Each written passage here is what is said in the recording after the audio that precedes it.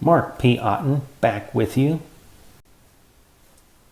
All right, welcome to your data screening overview for psychology research.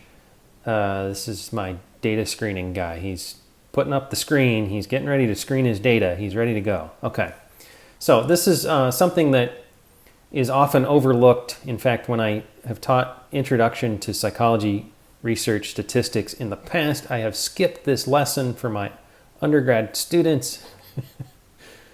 And I should not skip this because I think it's interesting, in addition to being necessary, to screen out your data, make sure it's good to go before diving in and doing statistics on it. So, missing data, like we just have another video on normal curve stuff. If your data does not follow a normal curve, if it's weird, if it's skewed to one side or something, we need to know that before we go in and analyze it, typically.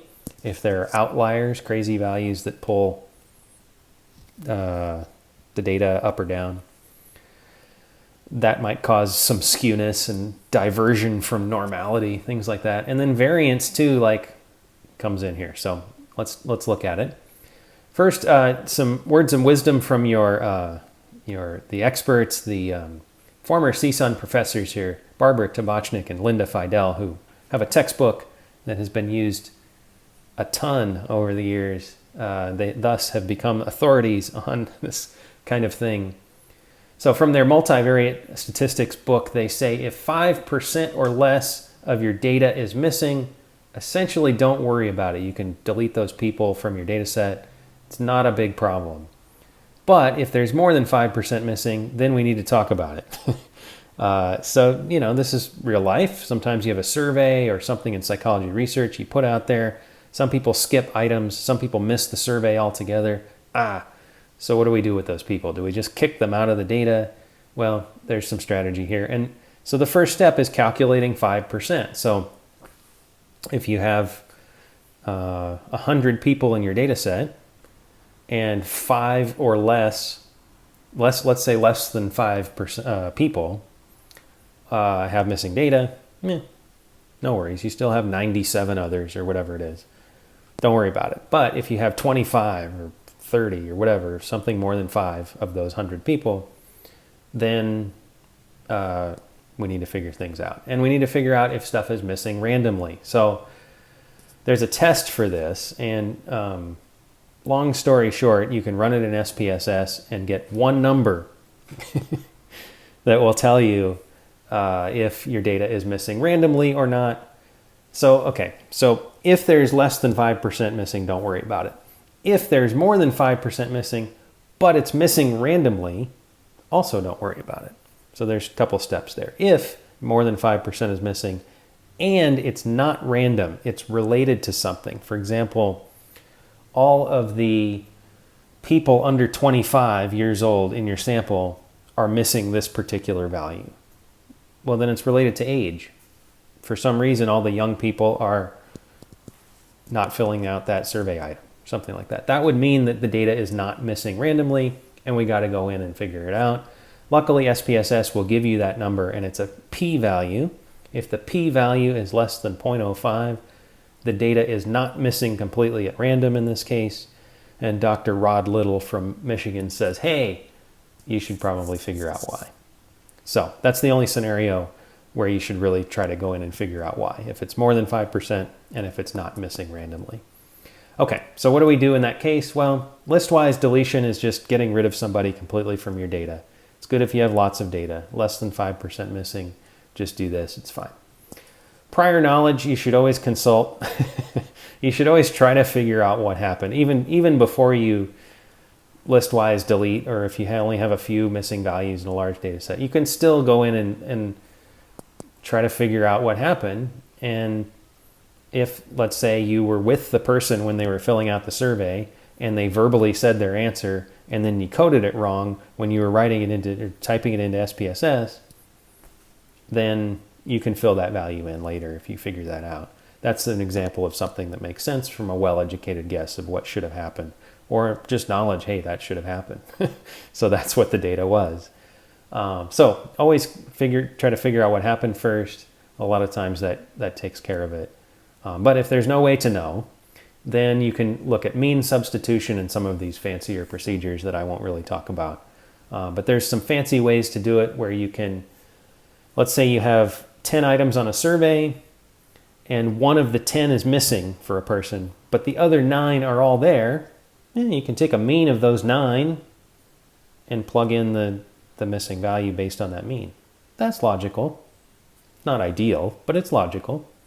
Or you can take into account multiple variables. Oh, they said this on this survey item and that on that survey item, so they probably meant this.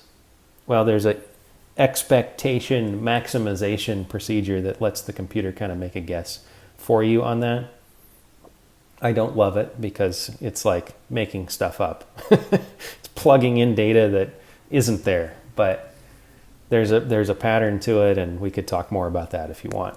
But for basic missing data examples that we're going to go over, the EM stuff is really not necessary. Okay, so in addition to looking for missing data, we also need to check whether our variables, our samples of data, are normally distributed, if they're following a normal curve. And like, this is an assumption of a lot of things. In order to run a t-test, your data has to follow a normal curve. In order to do an ANOVA or a correlation or a regression, all of these things require that your data be normally distributed, at least approximately. And so we need to check on this first before we proceed. You've got some easy values to get from SPSS. You don't need to necessarily go in and make a big histogram and a huge detailed analysis of the normality here. What I like to do is just go in and grab a couple of values from SPSS. You've got the skewness there and the kurtosis. Kurtosis is a fun word to say. Both of these values have standard errors that go along with them. And it's a relatively straightforward calculation to determine if you have a problem here. So both for skewness and kurtosis, you take the skewness value that's given, again in SPSS. I'm not asking anybody to calculate that. It's going to be positive if it's a positively skewed distribution, though, and negative if it's a negatively skewed distribution. So you might imagine what a positively skewed distribution is. The skew, the longer part of the normal curve, is on the right side, on the positive side. So the peak is on the left and the tail is on the right. That's a positive skewed distribution. If it's negative, it's the mirror image of that with the tail on the left. For kurtosis, if it's positive, it's a weird looking graph. I'm just going to call it that. If it's negative, it's weird looking in a different way. I'm not going to test you on what a strangely kurtotic distribution looks like. But it's a problem. It's not normal. It's weird. It's not. It doesn't follow the typical bell curve if you have a high value in skewness or one that's different than 0. And then the same thing for kurtosis. So in particular, you do that division, divide skewness by its standard error, kurtosis by its standard error. You make those divisions. If you get something after the division that's greater than 3 or less than -3, that's a red flag. That's something to check out. And so usually in real life research, you would see that as a problem, go in and figure out why stuff is skewed or what happened. I say you don't need to do a lot of detail up front, like creating a big fancy histogram. But if you have a high value in skewness or kurtosis or something really far away from 0, okay, yeah, let's take a look at a graph. Try to figure out what happened. Okay, so figuring out what happened, maybe we discover it very quickly, maybe we don't. Maybe there's outliers in there that are driving this. So step 1 is to get the skewness divided by those divisions that I just showed you, skewness and kurtosis.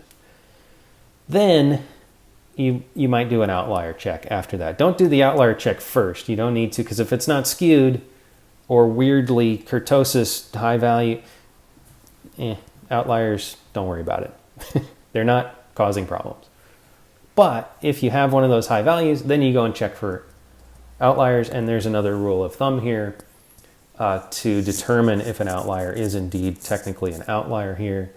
So the z-score comes in. And the z-score, you just, like, let's say you have a test where the mean was 80 and the standard deviation was 12, and you have somebody who scored like a 15 on the exam.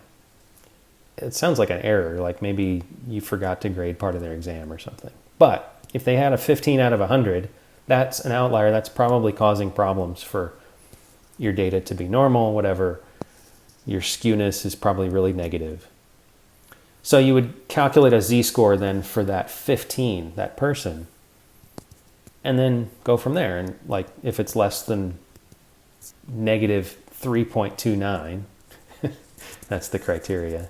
Or if it's on the positive side, greater than positive 3.29, then that's officially an outlier. And then we figure out what to do. Maybe we kick that person out if we're trying to calculate a mean or do some sort of test involving this data. Again, we have strategies to look through. So kicking that person out would be list-wise deletion. First of all, you see what happened. Maybe there was an error in the data entry, something like that. And so in real life, you're making these decisions based on logic, based on what you think makes sense here. You might consult with your faculty advisor on the research or whatever to double check. Okay, so there's no correct answer, no one correct thing to do once you've identified an outlier, but there is a standard process to identifying it, and that's what we want you to follow here, if you're still with me on this lesson. Okay, and then the last thing here to cover in this data screening video is the assumption of homoscedasticity of variances. That's quite a word, homoscedasticity. Just letting that sink in for a minute. Okay, so it basically just means equality, and words like that annoy me sometimes because they're made up by people who don't want you to understand what's actually going on or what is meant by this. Basically, we just need, in order to do t-tests or ANOVA or the familiar tests that we're going to do here in this class, we need to know that our variances across multiple groups, multiple samples, multiple variables, are equal or approximately equal. And so we could call it the equality of variances rule instead of homoscedasticity, and I think people would understand it much more quickly. All right, so anyway, so if you have multiple variables, multiple columns in your data set, you can rank them from largest to smallest on variance. Or if you just have two, you can do this test right away called the F-max test. You basically take the largest variance among multiple columns of data in your data set, take the largest one and divide it by the smallest one. And if this ratio is greater than 10, if there's a variance in one of your columns that's 10 times greater than the variance in one of your other columns, then you're in trouble. You should stop. You shouldn't do your stuff. In my experience, that's fairly unusual. If this is less than 10, the rule of thumb is you're okay and you can proceed, and that's pretty much it.